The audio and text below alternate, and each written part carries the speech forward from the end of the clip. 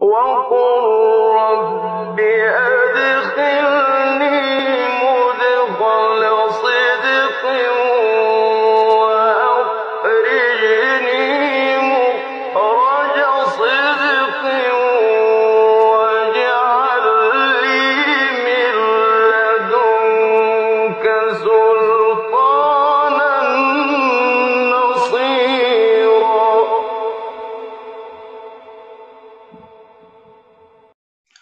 بسم الله الرحمن الرحيم والصلاة والسلام على أشرف المرسلين سيدنا محمد وعلى آله وصحبه أجمعين.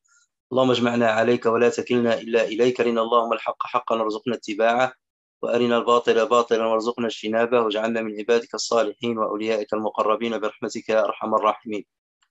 Chers frères et sœurs, assalamu alaikum wa rahmatullahi wa barakatuh.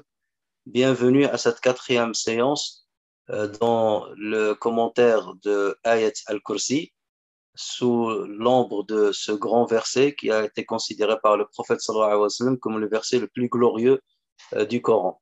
Lors des 3 premières séances, nous avions parlé déjà des mérites de ce verset, de sa récitation à des moments bien précis du quotidien du musulman. Ensuite, nous avions commencé à expliquer phrase par phrase. Nous avions dit que ce verset est composé de 10 phrases exactement. Et donc, on a expliqué la première, Allahu la ilaha illahu. Ensuite, on a expliqué la deuxième, Al-Hayyu Al-Qayyum, dans laquelle Allah Azza wa Jal a fait part de 2 de ses attributs, Al-Hayat, donc Al-Hayy, le vivant, ou Al-Qayyum, et on a expliqué les 2 significations qu'on peut donner à Al-Qayyum. Celui qui s'autosuffit, qui se suffit par lui-même, et celui qui gère l'existence. Donc, ce sont les 2 significations qu'on peut attribuer à ce nom. Donc, aujourd'hui, nous allons nous pencher sur la 3e phrase dans laquelle Allah Azza wa Jal a dit La ta'khudhuhu sinatun wa la nawm. La ta'khudhuhu sinatun wa la nawm, qu'on peut traduire par ni somnolence, ni sommeil ne le saisissent. Ni somnolence, ni sommeil ne le saisissent. Donc là, il y a 2 termes que Dieu a utilisés, as-sina et an-nawm. Et ce sont 2 choses qui sont différentes. As-sina, on peut la traduire par somnolence, même si, comme on va le voir, dans la langue arabe, les termes sont beaucoup plus précis dans les étapes du sommeil que ce qu'on peut trouver dans une autre langue ou une autre tradition d'une manière générale. As-sina, la ta'khudhu sina, as-sina, c'est le premier stade. C'est le premier stade du sommeil. Dès que la personne commence à ne plus avoir la vitalité, l'éveil, et qu'il commence à fatiguer quelque part, donc on parle du stade de Sina. Il est rentré dans le stade de As-Sina, ou bien on l'appelle aussi Al-Wasan. Et il y a un poète qui disait « Wasnanun aqsadahu nu'asu farannaqat fi aynayhi sinatun wa laysa bina'imi » Wasnanun, ça veut dire celui qui a été touché par As-Sina, par l'Wasan. Donc Wasnan, c'est-à-dire un somnolent qui a été visité par un nu'as, par le sommeil, et ses yeux ont commencé à dormir alors qu'il n'est pas entré dans le sommeil. C'est comme si le sommeil commence déjà à prendre les yeux. C'est comme si ce sont les yeux qui s'apprêtent à se fermer pour engager la personne dans un vrai sommeil. Et d'ailleurs, Sina, c'est ce par quoi nous sommes saisis lorsque parfois on prend la voiture, on conduit et qu'on prend un long trajet et on commence à se fatiguer. On a les yeux qui sont ouverts, mais on a l'attention sur la route qui commence à fléchir. On n'a plus le même éveil qu'au départ et l'attention n'est pas là. Les yeux sont ouverts, on a l'impression d'être éveillé, mais la conscience ne suit pas. Donc, c'est comme si la conscience commence à être couverte par le début du sommeil. Et c'est ça ce qu'on appelle as-sina. Et d'ailleurs, si le conducteur ne se saisit pas, n'arrête pas sa voiture dans les minutes qui suivent et persiste à conduire, c'est là d'ailleurs que beaucoup d'accidents sont produits et où on risque de perdre la vie ou même de faire perdre la vie à quelqu'un ou c'est-à-dire de causer un accident qui risque d'avoir des conséquences très graves pour la personne et pour les autres. Donc, Allah Azza wa Jal ici est en train de nous dire, Sina, cet état c'est un état entre l'éveil, cet état d'éveil fléchi et un état d'engagement du sommeil, ne saisissent pas Allah Azza wa Jal. As-Sina, cet état-là, ne saisit pas Allah Azza wa Jal. Jamais il n'est pris par As-Sina. Euh, Regardez, même dans des films, par exemple, lorsqu'on vous parle des cambrioleurs qui veulent entrer dans une banque qui est surveillée par des surveillants, ils attendent toujours que le surveillant commence à dormir, à pencher la tête, à perdre justement la vigilance nécessaire pour protéger les lieux, pour engager leur cambriolage. Donc, quelqu'un qui a une responsabilité, lorsqu'on a une responsabilité, qu'on surveille quelque chose, ou qu'on gère quelque chose, dès lors que la Sina commence à nous prendre, cette responsabilité commence à fléchir. La responsabilité qui était la nôtre n'est plus présente. Donc Allah Azza wa Jal, donc il nous le dit de cette manière-là. Ça veut dire, lorsqu'il a dit Al-Hayyul Qayyum, il est le vivant. Et nous sommes vivants, mais arrive un certain moment, comme on va le voir, où on dort. Lorsqu'on dort, c'est un état de mort. Al-nawmu akhul maut, disait le prophète sallallahu alayhi wa sallam. Le sommeil, c'est le frère de la mort. Le sommeil, c'est le frère de la mort. Donc Allah Azza wa Jal, ici, nous dit que parce qu'il est hayy, sa vie n'est pas pareille que nous. Nous, on dort. Les animaux dorment. Les plantes dorment aussi. Donc Allah Azza wa Jal ne dort pas. Il n'est pas saisi par le sommeil. Il n'est pas saisi même pas par la somnolence. Et ça veut dire que sa vie, al-hayat, al-hayy, elle est parfaite. Al-Qayyum, comme il gère le monde entier, il nous gère, il gère la vie d'une manière générale et il s'autogère. Donc, Sina, il n'est pas saisi par Sina, par cet état-là de somnolence. Et donc, à partir de là, on ne peut en aucun cas penser que sa responsabilité ou sa gestion peut fléchir un instant. Vous pouvez prendre le meilleur gestionnaire du monde qui gère des entreprises, qui gère des boîtes, qui gère des usines, qui gère des centaines de personnes, arrive à un certain moment où cette gestion-là s'arrête. C'est au moment, justement, où son état d'éveil commence à fléchir, ou c'est le moment où il va dormir. Donc, Allah Azza wa Jal, ici, est en train de nous dire, vous ne pouvez pas me comparer aux êtres humains. Vous ne pouvez pas me comparer à d'autres gestionnaires. Vous-même, vous gérez certaines choses en vous, comme par exemple l'éveil, le regard, l'écoute, et ainsi de suite. Mais une fois que vous entrez dans le sommeil, ça, vous n'entendez plus, vous ne voyez plus, vous ne sentez pas les odeurs peut-être. Et donc, Allah Azza wa Jal, il n'y a pas lieu de le comparer aux êtres vivants. Et c'est pour cela que ces attributs, il n'y a pas lieu de les comparer aux attributs des êtres humains. Rien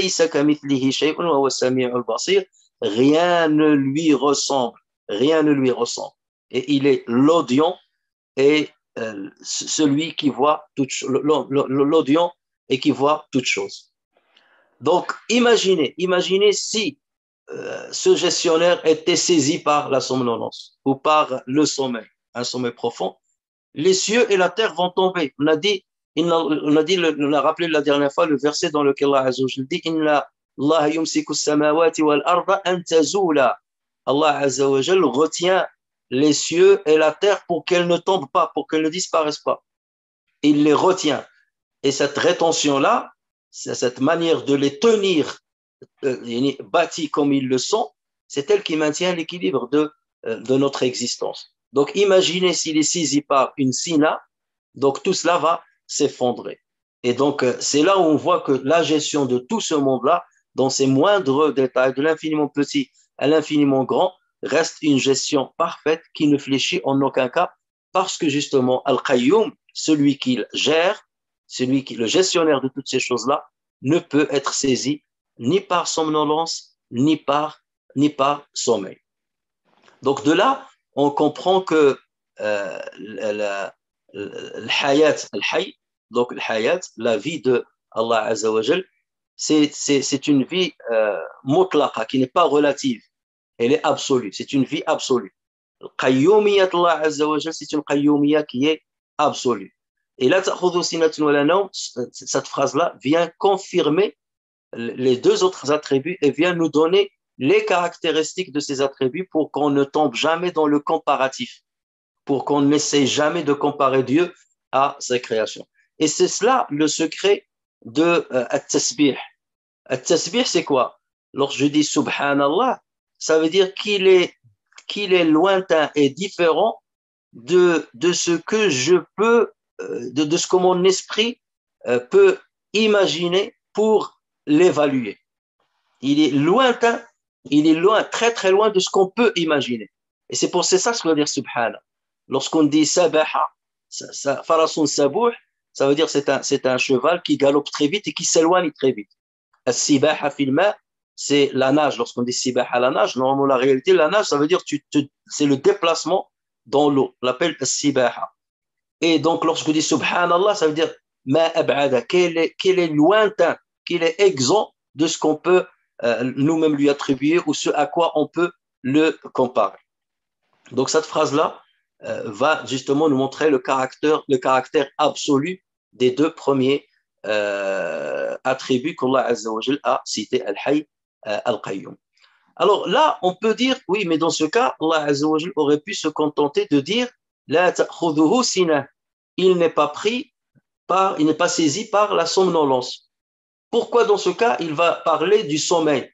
Puisque la somnolence est une introduction au sommeil, si la somnolence ne te touche pas, donc le sommeil ne te saisira pas. Il aurait suffi de dire la ta'khudhuhu sinah. Et ça sous-entendrait automatiquement que non ne le saisirait pas.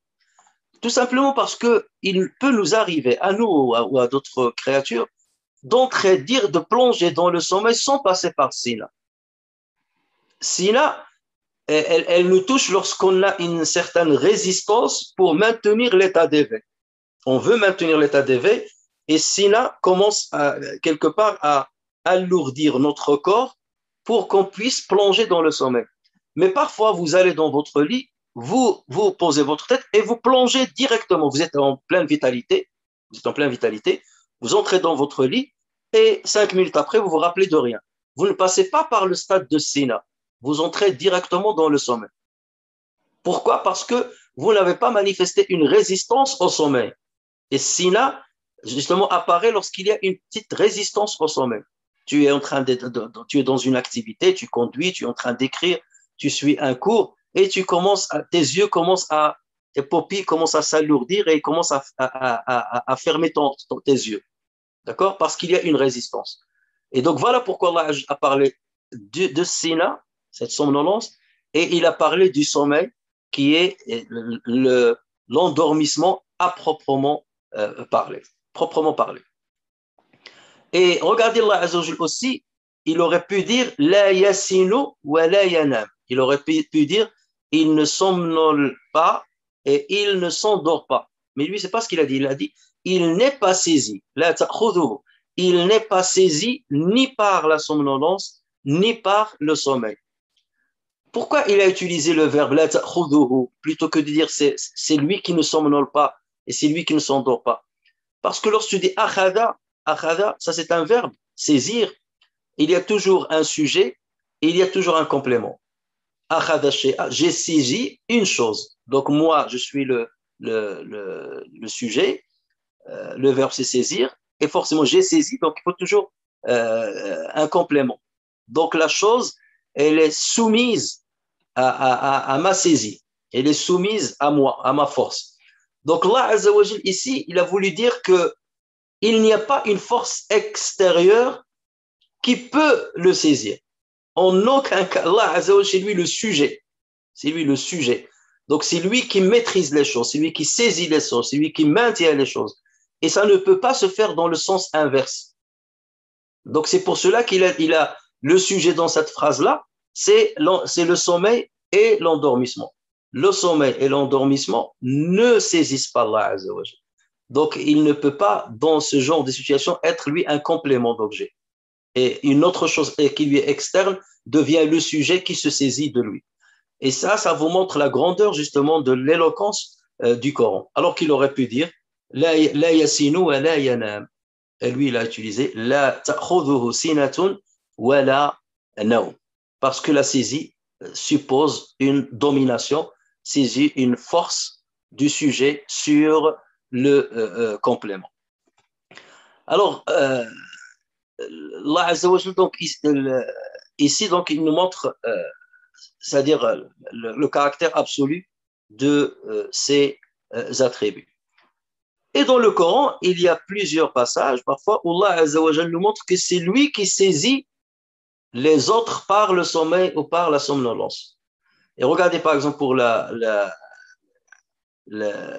nuas, parfois on parle de nuas aussi c'est comme la somnolence. C'est pour ça que je vous dis, dans la langue arabe, les termes sont très précis. Parfois, pour plusieurs termes, dans les stades du sommeil, on ne peut trouver qu'une seule traduction, qu'une seule traduction, comme on va, Inch'Allah, le voir. Regardez lorsque, par exemple, Allah Azza wa Jal nous a parlé des musulmans lors de la bataille de Badr et même dans la bataille de l'Ahzab. Allah Azza wa Jal, qu'est-ce qu'il a dit dans Surat Al-Anfal? Il a dit إِذْ يُغَشِّيكُمُ النُّعَاسَ أَمَنَةً مِّنْهُ وَيُنَزِّلُ عَلَيْكُم مِّنَ السَّمَاءِ مَاءً لِيُطَهِّرَكُم بِهِ وَيُذْهِبَ عَنكُم رِجْزَ الشَّيْطَانِ وَلِيَرْبِطَ عَلَى قُلُوبِكُم وَيُثَبِّتَ بِهِ الْأَقْدَامَ. Et quand il vous enveloppa, le il ici revient à Dieu, et quand Dieu vous enveloppa de sommeil, yurashikumun nu'as, il vous enveloppa de sommeil. Il n'a pas dit yurashikumun naum, de l'endormissement. Il a utilisé le sommeil. Le sommeil, nu'as, ça ressemble à l'wasan, sauf que c'est un stade un peu plus avancé que l'wasan. C'est que tu as fermé déjà les yeux.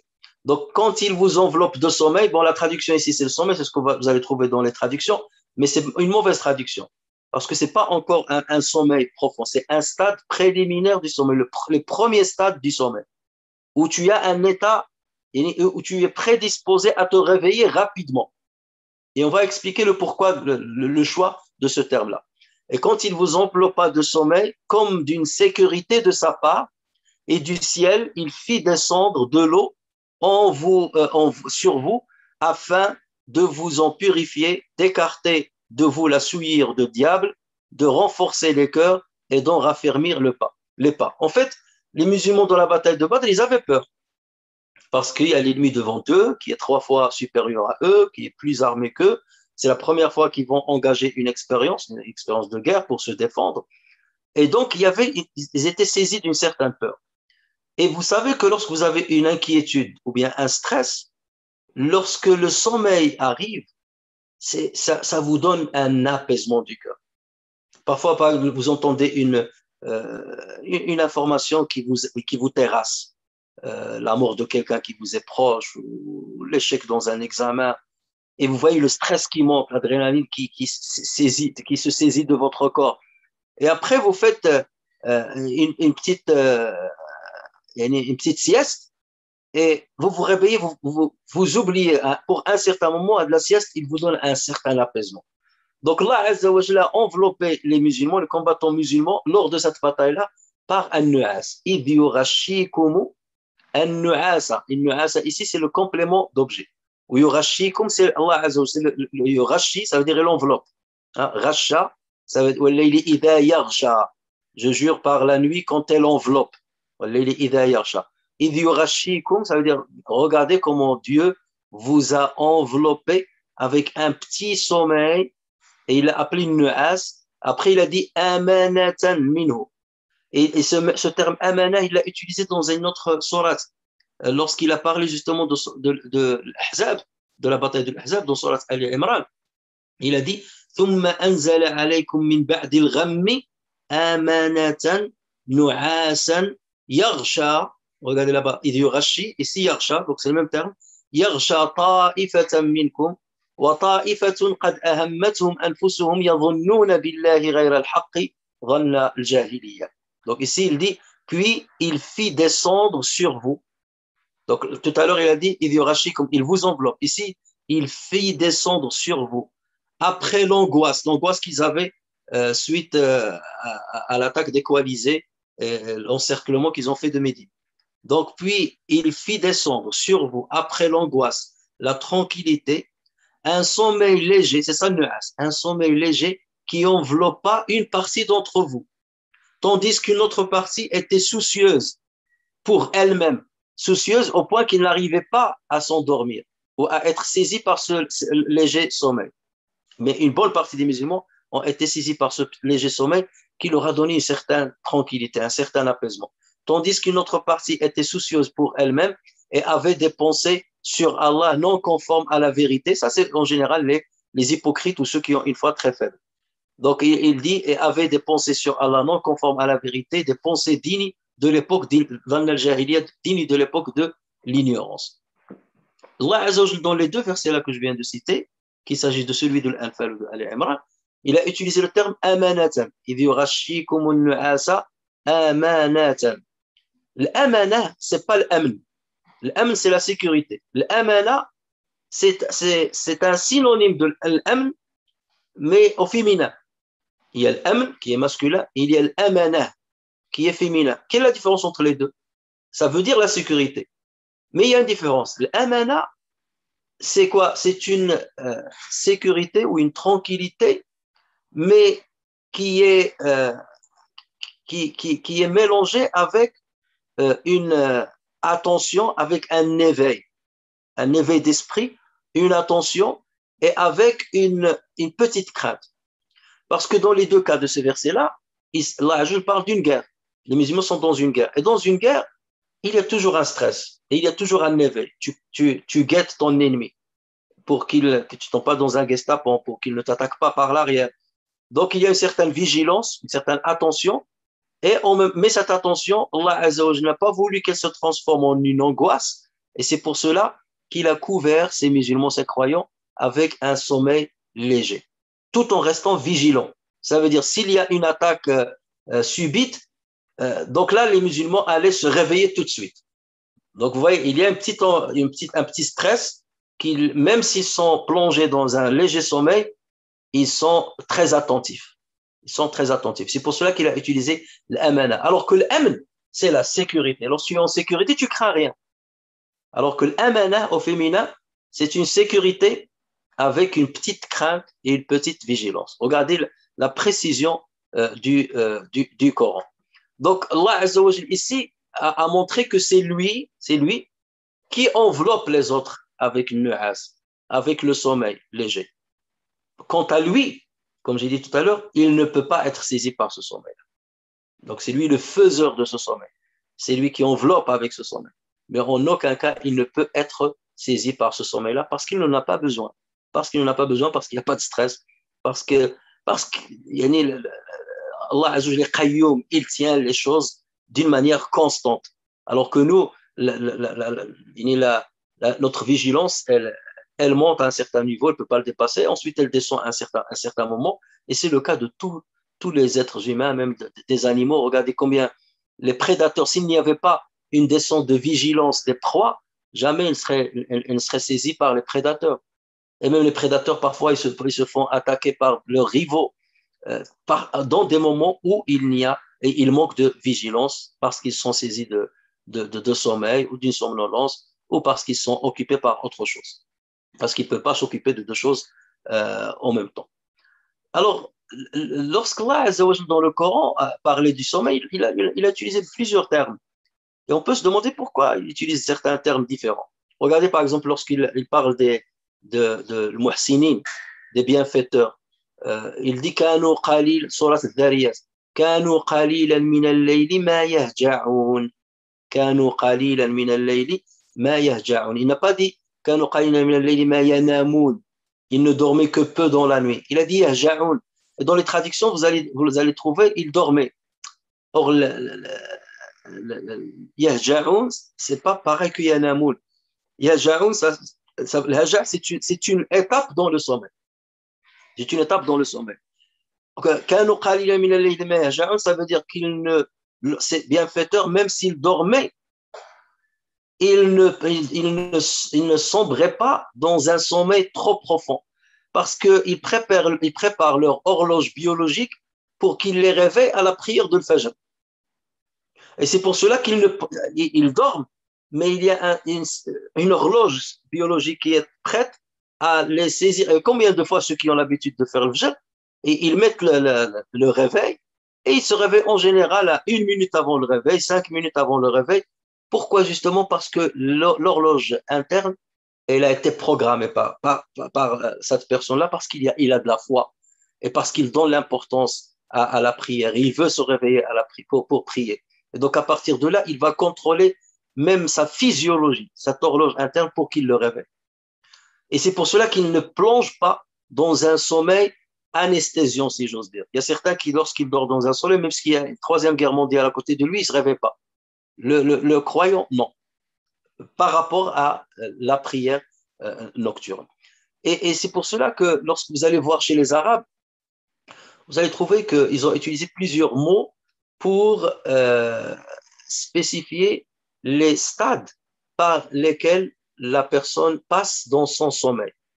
Et il y a, les Arabes citent 10 stades, 10 stades.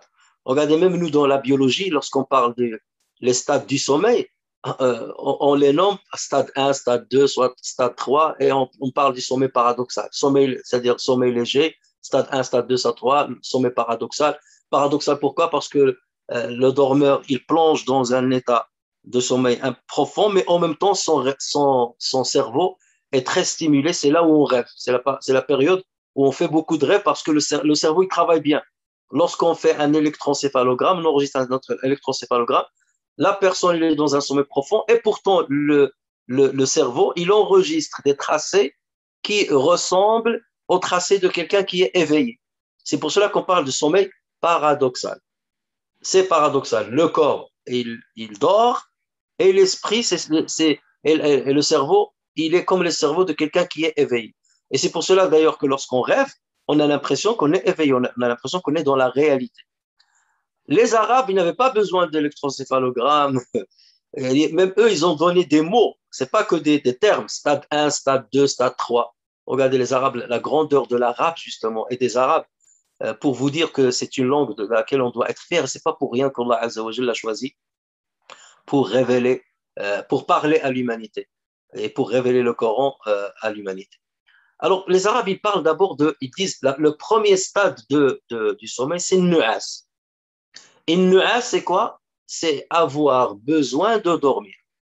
Tu commences à avoir besoin de dormir. Comme j'ai dit tout à l'heure, tu commences à conduire, il y a une certaine fatigue, là, le besoin apparaît. C'est comme le soir, tu commences à avoir le besoin de dormir. Donc, tu es encore dans l'état d'éveil, et nu'as, c'est un besoin de dormir. Le corps, la tonicité du corps et des muscles va se relâcher. Tu n'as plus la même tonicité. Ça, c'est le premier stade. Ensuite, on passe au deuxième stade qu'on appelle al-wasan. C'est de là que vient sina. On parle aussi de l'wasan. L'wasan au masculin, as-sina au féminin. Et donc, l'wasan, c'est quoi? C'est la lourdeur de nu'as. Donc, nu'as, c'est le début du sommeil, ou le besoin du sommeil. Et l'wasan, c'est la lourdeur. Et donc, à partir de cette lourdeur-là, là, le besoin est encore plus grand. Et on va passer ensuite, tout de suite après, au troisième stade qu'on appelle at-tarniq. At-tarniq. Et tarniq, c'est quoi? C'est ce qu'on peut traduire par l'assoupissement. C'est lorsque vous commencez les yeux, ils commencent donc à se fermer. Les paupières commencent à s'alourdir, à tomber. Et ensuite, on les ouvre tout de suite après. Donc là, on parle de tarniq. Le quatrième stade, c'est ce que appellent les Arabes al-kara ou bien al-ghamad. Al-kara ou al-ghamad. Al-ghamad, ghammada aynayhi, ça veut dire il a fermé les yeux. On l'appelle aussi le kara. Ça veut dire quoi? Ça veut dire que les yeux là, ils se ferment à un certain moment, une fraction de seconde, et après ils s'ouvrent. Donc vous voyez la différence avec tarniq. Tarniq, les paupières tombent, mais les yeux restent toujours ouverts. D'accord? Al-Kara, les yeux se ferment à 1 seconde, 2 secondes, 3 secondes, et ensuite il s'ouvre. Donc ça, on l'appelle Al-Kara ou bien Al-Ramad. Ensuite, on passe au cinquième stade, c'est ce qu'on appelle At-Taghfiq. At-Taghfiq, At-tarfiq, c'est quoi? C'est que tu es dans le sommeil, un sommeil léger, mais tu entends encore les paroles des gens. Les yeux sont fermés, pas que 3 secondes, non, ils sont fermés, ils se sont fermés. Mais tu as la télévision qui est allumée, ou tu entends un audio, même si tu as l'oreillette à l'intérieur de ton oreille, tu dors. Tu commences à entendre, à entendre, à entendre, et à un certain moment, l'oreille n'entend plus. Tant que tu entends et les yeux sont fermés, là, on parle de at-tarfiq. Ensuite, le sixième étape, c'est al-irfa. Al-irfa. Et l'irfa, c'est le sommeil léger. Donc, c'est un stade supérieur. Donc, tu entends les paroles et ensuite, tu n'entends plus les paroles. Mais tu n'entends pas pendant un moment et tu peux l'entendre à un autre moment. Surtout ceux qui dorment en écoutant une conférence ou je ne sais quoi. Donc, il y a des allers-retours. J'écoute, j'entends, je n'entends plus. J'entends un petit peu. Donc là, on est dans l'irfa. Ensuite, on passe au septième stade. C'est ce qu'on appelle at-tahwim ou bien on appelle at-tihja', ou bien at-tahwim. Et là, il s'agit du sommeil léger. Tu es parti, tu n'entends rien, tu dors, mais ce n'est pas un sommeil encore profond. Ça veut dire s'il y a un grand bruit, quelqu'un qui frappe la porte ou une sonnette ou le téléphone qui sonne, tu vas te réveiller. Le huitième degré, c'est ar-ruqad. Lorsque tu dis à tes enfants, sirtul gud, orqud, ar-ruqad. Et là, c'est le sommeil lent. Il est lent dans le temps. Donc, tu t'es vraiment endormi et ça va prendre du temps. Neuvième stade, c'est l'avant-dernier, c'est al-hujud. Ou bien on l'appelle al-hujou'. On l'appelle aussi le huyou'. Donc, c'est trois termes qu'on lui donne. Al-hujud, al-hujou', al-huyou'. Et là, c'est le sommeil profond. Profond. Là, je suis vraiment profond. Et c'est pour cela qu'on parle de salat at-tahajjud. Salat at-tahajjud, c'est la prière qu'on fait en pleine nuit. Tu te réveilles, tu t'es endormi et tu te réveilles de ton sommeil pour accomplir la prière en pleine nuit. C'est pour cela qu'on appelle salat at-tahajjud, parce qu'elle vient après un sommeil profond. Ce n'est pas au début de la nuit, c'est à la fin de la nuit que tu l'as fait après avoir après s'être bien endormi. Et il y a une dixième étape, c'est ce que les Arabes appellent at-tasbih. At-tasbih. Et là, c'est comme si tu es complètement anesthésié. Voilà, c'est comme si tu es dans le coma. Hein? Ceux qui sont dans le coma, l'état comateux, c'est tasbih.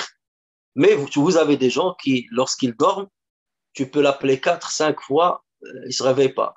Il y a une guerre, il ne se réveille pas. Bon, il y a ceux qui arrivent à ce stade-là, il y a ceux qui n'arrivent jamais à ce stade-là, mais c'est le maximum de l'endormissement, c'est l'état d'anesthésie, c'est l'état du coma, et certains, sans qu'ils soient sous le coma, il peut arriver à ce stade-là. Donc, vous voyez que le Coran n'a pas cité tout, bien entendu. Il a utilisé le ruqad lorsqu'il a parlé des dormeurs, les 7 dormeurs de la caverne sur le Kahf. Il a dit وَتَحْسَبُهُمْ أَيْقَاظًا وَهُمْ رُقُودٌ. Donc, c'est pour ça qu'on parle naum tawil, le sommeil très long. Ils sont restés 309 ans avec le calcul des années lunaires et 300 ans avec le calcul des années solaires. Donc, il a utilisé الرقاد, il a utilisé le hujou', كانوا قليلا من الليل ما يهجعون, il a utilisé le wasan, il a utilisé le nu'as, voilà. Mais les Arabes, ils ont utilisé encore d'autres mots. Et ça, il faut le savoir, le Coran n'a utilisé qu'une partie infime de l'arabe. Si le Coran avait utilisé tout l'éventail des mots arabes, ça aurait été difficile pour les gens de le comprendre. Ça aurait été difficile de comprendre. Le Coran n'a pris que certains parlent de 1/10 des mots de l'arabe. Et déjà, vous voyez, le Coran, il est très consistant. Et pourtant, il n'a pris que le 1/10 de la langue arabe. S'il avait pris tous les mots arabes, là ça serait difficile à comprendre, ça ne serait pas à la portée, et ça va être à la portée d'une minorité. Et déjà là, même s'il a été facile, voilà, les dhikr, vous pouvez le comprendre dans différentes manières, la compréhension, la récitation, la mémorisation. Tout ceci va dans le bon sens. Donc, malgré cela, vous avez qu'il n'y a qu'une c'est pas tout le monde qui peut le comprendre, mais il est à la portée d'une grande majorité. Et il y a une grande partie du Coran qui est à la portée de tout le monde. Et une petite partie qui n'est pas à la portée de tout le monde, surtout lorsqu'il s'agit d'extraire des lois et des décrets religieux. Donc, vous voyez, Allah Azza wa Jal, donc, il nous a utilisé l'wasallat, sinatun, et sinatun, comme j'ai dit, il y a déjà le nuas, le besoin de dormir, et l'wasan, c'est lorsque ce besoin devient fort. Donc, Allah Azza wa Jal n'est jamais saisi par ce besoin. Alors, si le sommeil peut être, le sommeil est aperçu comme un défaut chez quelqu'un qui a une responsabilité. Par exemple, c'est un défaut chez un divin. Quelqu'un qui se dit être divin, le sommeil, c'est un défaut chez lui. En revanche, chez nous, le sommeil, c'est une qualité. C'est un bienfait divin. Le sommeil, pour nous, c'est un bienfait divin. Et ce, pour plusieurs raisons. Pourquoi Allah Azza wa Jal a fait de sorte que les êtres humains dorment, ou que des animaux, des végétaux dorment. Et ça, il y a des sagesses derrière ça. Si on essaie d'extraire les sagesses derrière le sommeil dans lequel on se plonge de temps en temps, tous les jours pratiquement. Et pourquoi c'est un bienfait? Parce que vous voyez, lorsqu'on veut châtier quelqu'un ou le punir ou faire des interrogatoires musclés, on empêche à la personne de dormir. Voilà, on lui met de la lumière sur le visage pour qu'il ne dorme pas et ça devient pénible. C'est des supplices, un des supplices les pires que puisse vivre quelqu'un dans un interrogatoire musclé. Parce que c'est un bienfait. On lui enlève ce bienfait-là. Non, la première chose, il nous permet de prendre conscience de notre faiblesse et que notre force est limitée.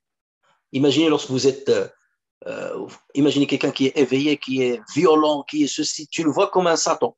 Il est violent, mais lorsqu'il dort, tu as l'impression que c'est un ange. Tu dis, oh, j'aurais aimé qu'il soit comme ça tout le temps. Là, parce qu'il est dans un état de faiblesse. Et la force qu'il avait avant, donc le sommeil, il vient, il le saisit et il le rabaisse à l'état de faiblesse. Il l'anéantit, il le ramène à l'état de faiblesse. Et c'est à partir de là qu'on doit voir notre faiblesse par rapport à la grandeur de Dieu, notre indigence par rapport à la richesse de Allah Azza wa Jal. Allah Azza wa Jal, la yanam. Il ne dort pas et il n'est pas saisi par la somnolence, alors que nous, on dort.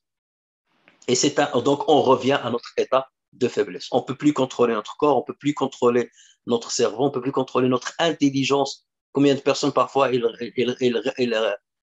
révisent pour passer des examens et s'ils ne dorment pas 2 jours, 3 jours, parfois ils prennent des médicaments pour ne pas dormir, soi-disant pour mémoriser bien, et ça a l'effet inverse. Une fois ils sont devant la copie de l'examen, ils ne savent rien dire. Toute la mémoire disparaît. Parce que le sommeil est important dans l'engrammage de l'information mémorisée.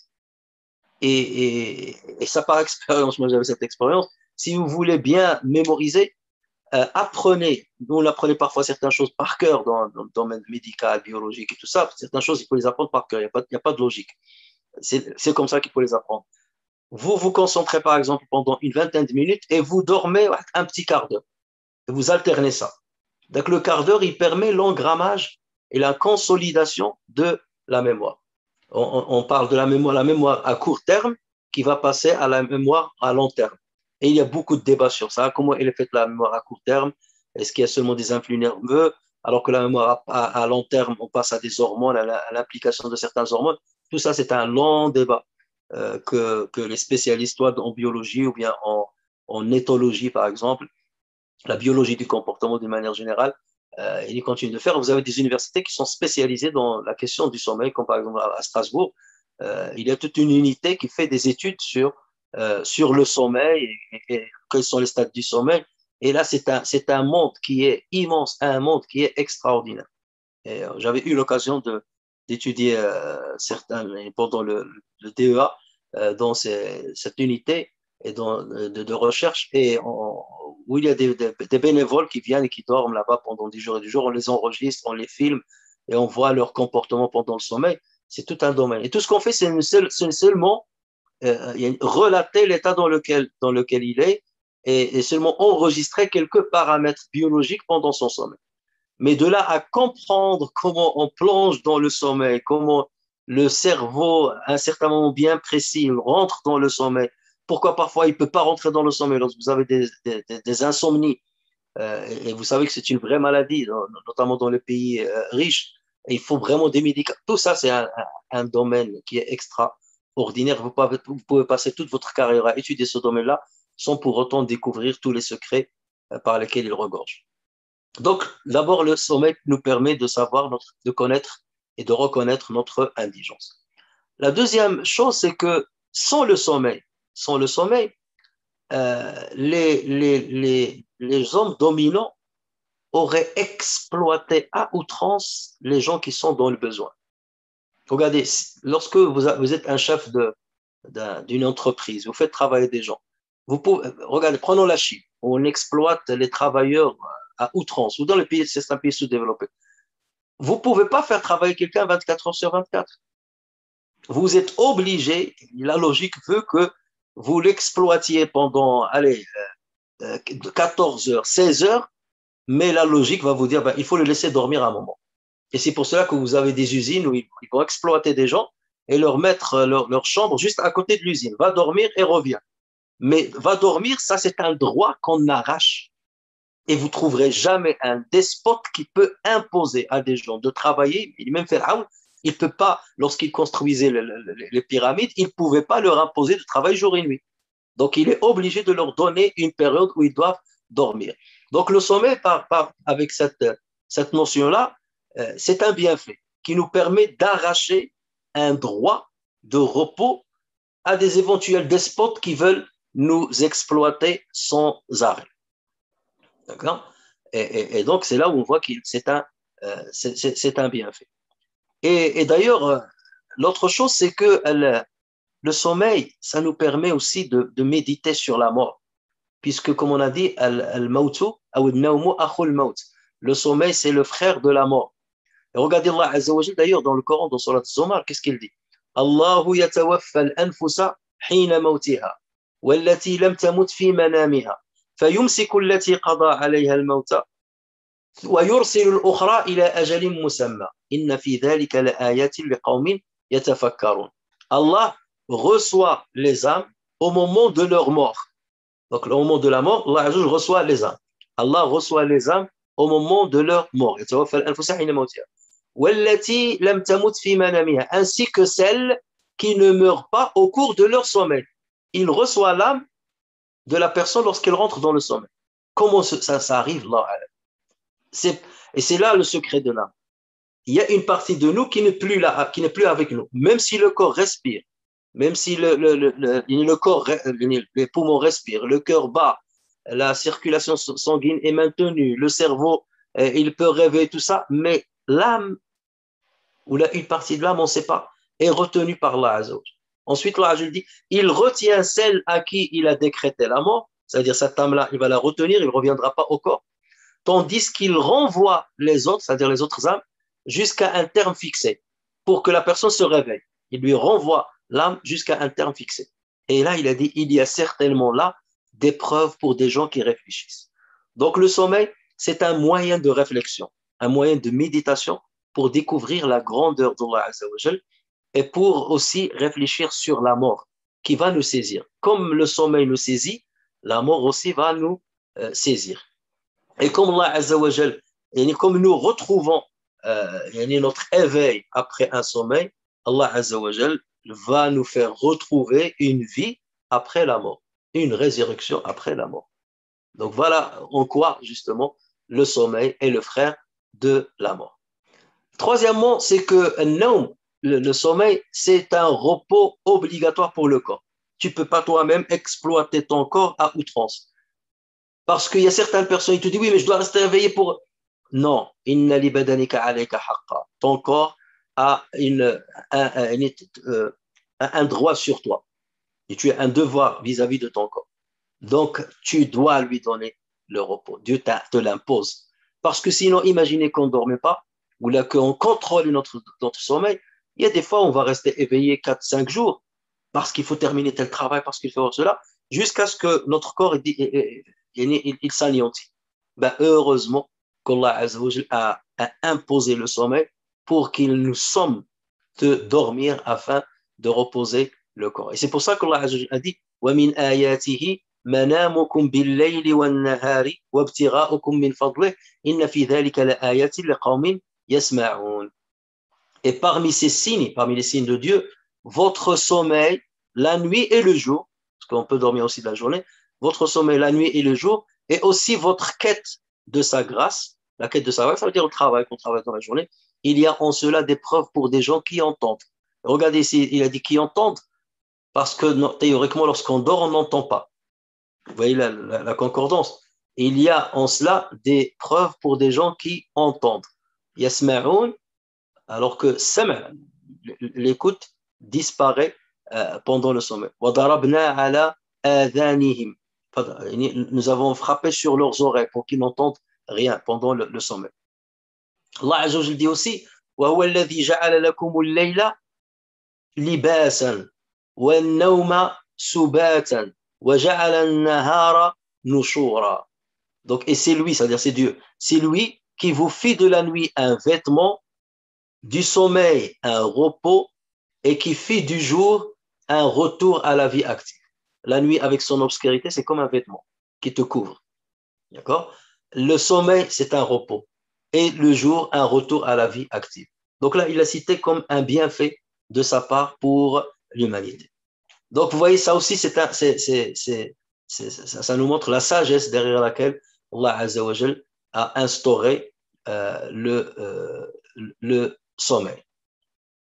Et donc, de là, donc, je redis, le sommeil est un bienfait pour nous, c'est une qualité chez nous, mais c'est un défaut chez un Dieu. Pourquoi? Parce que s'il était saisi par le sommeil, il ne pourra pas contrôler tout. Ou il y a des moments où il n'aura pas tout sous son contrôle. Ce qui n'est pas le cas de Allah tabaraka wa ta'ala. Et c'est le cas de tout ce qu'on peut adorer en dehors de Allah Azza wa Jalla. Et donc, c'est parce que donc, le sommeil est un bienfait que le prophète sallallahu alayhi wa sallam nous a appris à remercier Dieu et à manifester notre reconnaissance vis-à-vis de lui lorsque on se réveille. Lorsqu'on se réveille. Déjà, lorsqu'on veut dormir, on fait le dua. Allahumma bismika wada'tu jalbi wa bika arfa'u, ou bien toutes les versions que vous connaissez. Et lorsqu'on se réveille, pareil. Alhamdulillahi alladhi ahyani ba'dama amatani wa ilayhi an-nushur. Louange à Allah qui m'a ressuscité après qu'il m'ait donné la mort, et c'est vers lui qu'on reviendra. Donc là, j'étais en train de mourir, j'étais dans la mort pendant mon sommeil. Alhamdulillah, parce qu'il y a des personnes qui ne se réveillent pas après leur sommeil. Alhamdulillah, alladhi ahyana ba'dama amatana wa ilayhi an-nushur. Ou bien alhamdulillah, alladhi afani fi jasadi wa radda ilayya ruhi. Donc, louange à Allah Azza wa Jal qui a protégé mon corps et qui m'a restitué mon âme. Il m'a autorisé à le mentionner. Donc voilà ce qu'on peut un peu dire sur la ta'khudhuhu sinatun wala nawm. Et il y a aussi une autre remarque, c'est que les savants ils disent cette expression-là, la ta'khudhuhu sinatun wala nawm. Ça, les gens de la rhétorique de Balara, vous savez, le Balara, c'est toute une matière, c'est une branche dans les sciences de l'arabe. Et ce usloub-là, cette syntaxe-là, il l'appelle usloubu al-ihatati wal-ihsa. Al-ihatati wal-ihsa. Qu'on peut traduire, c'est la syntaxe de cernement et du recensement. C'est comme lorsque Allah Azza wa Jalla dit لا يغادر صغيرة وقالوا يا ويلتنا ما لهذا الكتاب لا يغادر صغيرة ولا كبيرة. Ils diront le jour du jugement, qu'a donc ce livre, le livre où on a recensé leurs péchés, leurs bienfaits, qu'a donc ce livre à nos maîtres de mentionner ni péché véniel, ni péché capital. Donc ni le petit, ni le grand. Donc les deux extrêmes. Et pareil, la ta'khudhu sinatun wala nawm. Il a cité les deux extrêmes. Sina, c'est le début du sommeil, et nawm, c'est le sommeil. Donc, il englobe tout, il cerne tout.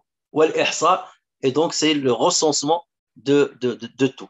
Ça, c'est un c'est un style qu'utilise souvent le Coran. Et ensuite, Allah Azza wa Jalla a dit lahu ma fi samawati wa ma fi al-ard. Lahu ma fi samawati wa ma fi al-ard. Man dha alladhi yashfa'u 'indahu illa bi'idnih. Donc, après avoir parlé de ses attributs, Hayyu al-Qayyum, après avoir montré que ces attributs sont absolus, qui ne peuvent être entachés par un défaut. Et le défaut, il a cité as-sina et il a cité an-nawm. Ce sont deux défauts. Hein, lorsqu'on les rapporte à une divinité. Là, il a parlé de qu'est-ce qui rentre dans sa propriété. Lahu ma fi samawati. À lui appartient ce qu'il y a dans les cieux et dans la terre. Ce qu'il y a dans les cieux et sur terre ou dans la terre. D'accord? C'est sa propriété. Il est le propriétaire de tout cela. D'accord? Et donc là, c'est un autre attribut de Allah tabaraka wa ta'ala. هو الملك وله الملك مالك يوم الدين ومالك يوم الدين. Ça c'est pour le dernier jour et le premier jour. Il possède tout. D'accord? Tout rentre dans sa possession. Et donc là, lorsqu'il dit lahu ma fi samawati wa ma fi al-ard, il est en train de nous dire alors que ceux que vous associez à Dieu n'ont rien. À moi appartient les cieux et la terre, et ce qu'il y a dans les cieux et dans la terre. Mais vos associés, ces choses-là rentrent dans leur propriété? Bien entendu que non. Donc là, il est en train de mettre l'accent sur l'unicité, sur son unicité.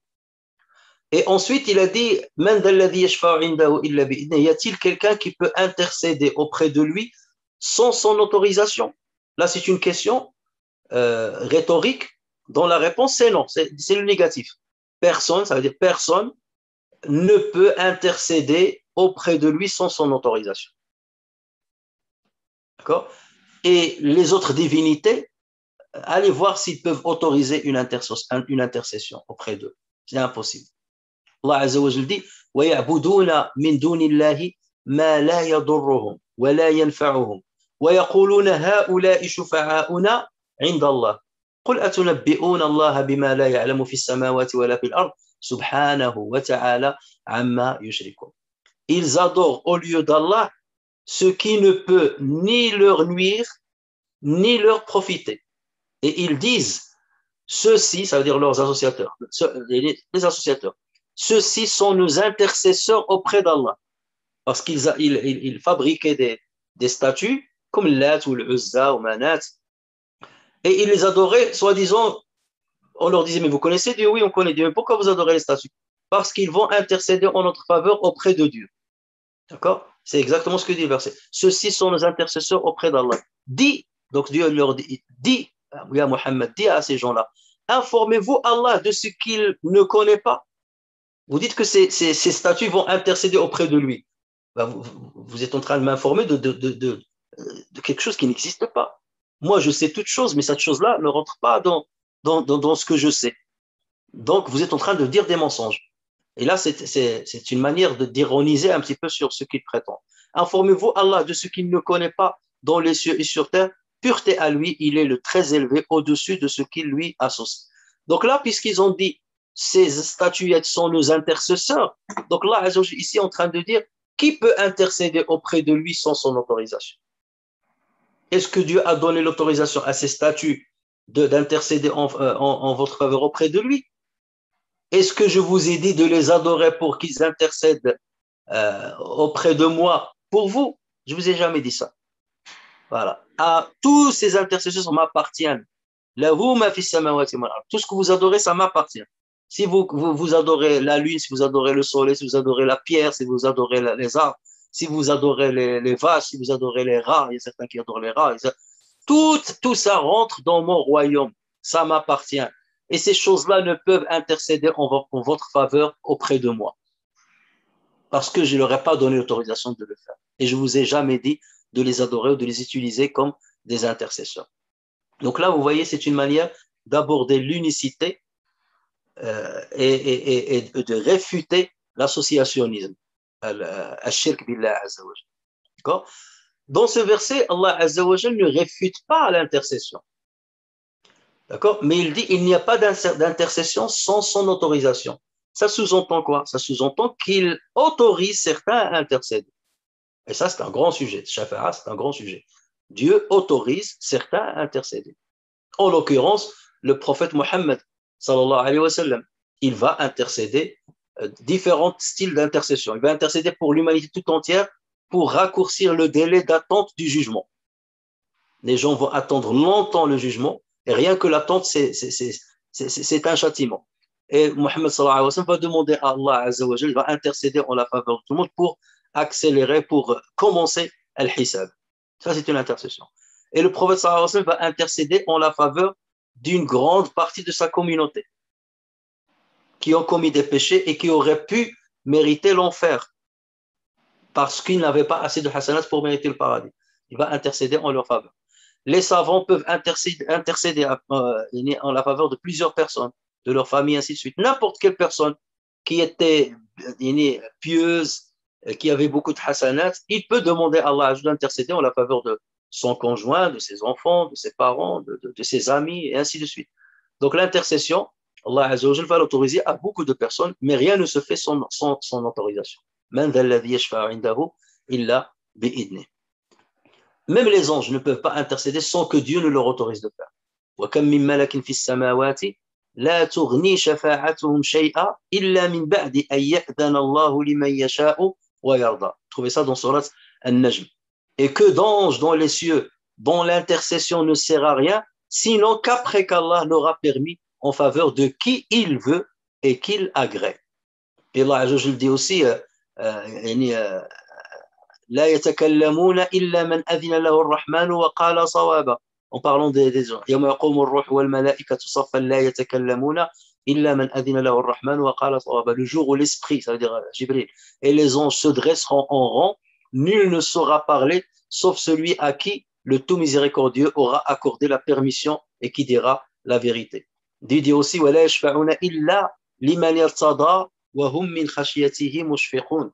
Et il n'intercède qu'en la faveur de ceux qu'il a agréés, tout en étant pénétré de sa crainte. Et il y a plusieurs textes, donc je ne vais pas m'étaler là-dessus, il y a plusieurs textes authentiques qui montrent que le prophète sallallahu alayhi wa sallam autorisera les anges à intercéder, il autorisera aux prophètes d'intercéder en la faveur de plusieurs personnes, il autorisera les martyrs à intercéder, les pieux, les savants, et ceci, vous pouvez trouver des sujets bien étalés là-dessus. Donc, c'est pour cela que lorsque vous accomplissez les bonnes œuvres, il ne faut pas être économe, de dire, moi, je vais accomplir le strict minimum. Tu accomplis tes devoirs et tu rajoutes les actes surérogatoires. Ces actes-là, ils peuvent te permettre, le jour du jugement, d'intercéder en la faveur de tes proches. Chacun de nous aimerait être au paradis avec ses enfants, avec ses parents, ses grands-parents, ses amis, ses professeurs. Vous voyez, et donc, plus vous avez de hasanat, plus vous avez fait des choses surérogatoires, au-delà de ce qui vous a été demandé, plus vous avez la capacité et vous aurez l'autorisation d'intercéder en la faveur de plusieurs personnes. Et plus ça vous donnera de la joie d'être en compagnie de ces personnes dans le paradis. Donc, parfois, investissez-vous, pas que pour vous, mais investissez-vous pour les autres. Investissez pour les autres. Parce qu'il se peut que les autres aient besoin de votre intercession. Comme peut-être, ou vous-même, vous aurez besoin de l'intercession des autres. Mais ça, on ne sait pas. Il faut d'abord assurer votre sauvegarde et essayer ensuite de sauvegarder par la grâce et l'autorisation d'Allah Azza wa Jal d'autres personnes qui vous ont chères. Et Allah Azza wa Jal dit قُلْ لِلَّهِ الشَّفَاعَةُ جَمِيعًا لَهُ مُلْكُ السَّمَاوَاتِ وَالْأَرْضِ ثُمَّ إِلَيْهِ تُرْجَعُونَ. Vous voyez, mulk samawat wal ard, lahu ma fi samawati wal ard, madha alladhi yashfa'u inda. Il rassemble le shafa'a toujours avec mulk samawat wal ard. Dit, l'intercession tout entière appartient à Allah. À lui, la royauté des cieux et de la terre. C'est vers lui, puis c'est vers lui que vous serez ramenés. Donc voilà pourquoi Allah Azza wa Jalla a cité le mulk له ما في السماوات وما في الأرض et الشفاعة من ذا الذي يشفع عنده إلا بإذنه. Et, et, et c'est pour cela qu'il est autorisé de dire, enfin, les savants ils disent, ça c'est pas bien de dire Allahumma shafi' Muhammadan fiyya. Seigneur, fais de sorte que Muhammad intercède en ma faveur. Parce que le prophète Mohammed, il n'intercède qu'en la faveur de ceux qui n'ont pas mérité le paradis au premier jugement. C'est-à-dire ceux qui risquent d'entrer dans l'enfer. C'est pour cela qu'il va intercéder. Donc lorsque tu dis, Seigneur, fais intercéder Mohammed en ma faveur, c'est comme si tu acceptes d'être défaillant et de mériter l'enfer. Et tu veux être sauvé de l'enfer que par l'intercession du prophète Mohammed. D'accord? Lorsque tu dis cette invocation, il faut la dire dans la première personne du pluriel. Allahumma shafi' Muhammadan fina. Seigneur, fais de sorte que Muhammad intercède en notre faveur. Donc, si tu dis en notre faveur, tu englobes tout le monde, toi et les autres. D'accord? Si tu rates l'entrée au paradis, tu vas espérer que cette intercession va t'être profitable. Et le prophète sallallahu alayhi wa sallam, d'ailleurs, a dit dans un hadith authentique rapporté par Muslim, Salullah liya al-wasila. Salullah liya al-wasila. فإنها مرتبة لا تنبغي إلا لعبد من عباد الله وأرجو أن أكونه فمن سأل الله لي الوسيلة حلت له شفاعتي يوم القيامة. يعني demandez à ce que Allah Azza wa Jalla me donne le wasila. Le wasila, c'est cette capacité qu'aura le prophète sallallahu alayhi wa sallam pour intercéder en la faveur de sa communauté. Et donc le prophète sallallahu alayhi wa sallam, il a dit dans vos invocations, dit par exemple dans l'adhan, qu'est-ce qu'on dit? Allahumma rabba hadhihi ad-da'wati at-tamma was-salati al-qa'imah ati Muhammadan al-wasilata wal-fadila. Donc ati Muhammad al-wasila, donne à Muhammad le wasila, ce moyen d'intercession. Et le prophète sallallahu alayhi wa sallam a dit celui qui fait ce dua là, il pourra bénéficier de ma shafa'a en cas de besoin. En cas de besoin. Si avec ses bonnes œuvres et la grâce d'Allah, et Allah Azza wa Jalla, par la grâce d'Allah, il rentre au paradis, directement, il n'aura pas besoin de l'intercession. Mais en cas de besoin, son invocation, son intercession peut bénéficier à cette personne. Donc, et c'est pour ça, lorsqu'on fait le dua après l'adhan, il faut toujours penser à ce cas de figure-là. Lorsqu'on fait Allahumma rabba hadhihi ad-da'wati at-tamma was-salati al-qa'imah ati Muhammadan al-wasilata wal-fadila. Et après, ce qui rajoute وَبَعَثُ اللَّهُ مَقَامَ الْمَحْمُودَ الَّذِي وَعَدْتَهُ. C'est-à-dire إِنَّكَ لَا تُخْلِفُ الْمِيعَادَ n'existe pas dans les hadiths. Voilà donc un petit peu ce qu'on peut dire sur ces phrases. لا تأخذه سنة ولا نوم له ما في السماوات وما في الأرض من ذا الذي يشفع عنده إلا بإذنه. Et de là, donc on a expliqué les 5 premières phrases de Ayat al-Kursi. Et Inch'Allah, on aura l'occasion de commenter le reste de ce grand verset. نفعني الله وإياكم بالقرآن الكريم وبحديث سيد الأولين والآخرين وغفر الله لي ولكم ولسائر المسلمين وآخر دعوانا أن الحمد لله رب العالمين.